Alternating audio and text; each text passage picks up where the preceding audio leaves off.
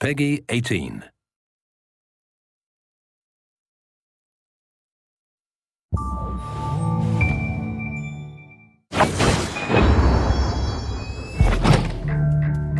So in addition to the story campaign, which is represented by Prologue, we have 4 additional game modes which make up what we call deniable ops. Those 4 modes are Hunter, Infiltration, Last Stand, and Face Off. So Hunter mode is basically an elimination mode. You're entering a particular zone of one of these maps. It's about 15 to say 30 minutes worth of gameplay, and your objective is take out all of the enemies in the area.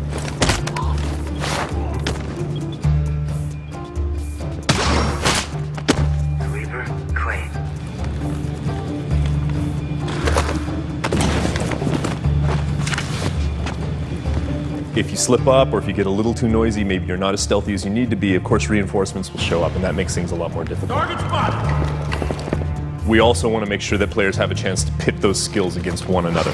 So we've introduced an adversarial mode, spy versus spy. We call it Face Off.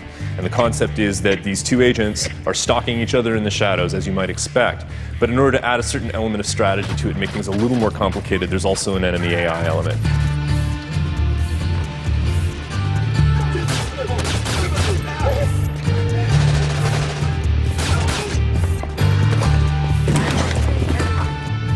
Last Stand is really something new for the Splinter Cell world. It's basically a survival mode. Our agent or agents are tasked with protecting an object of some value. In this case, it's an EMP warhead that's destructible.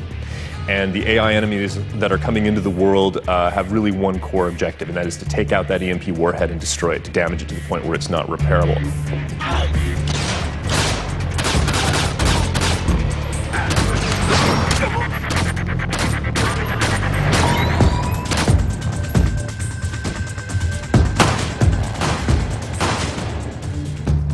Infiltration, I like to think of as our gift to the loyal Splinter Cell players, the people who've been with the franchise from the very start.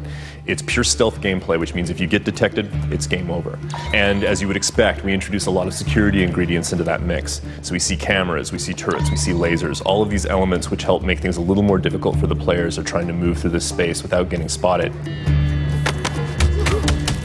Tango down, neutralized.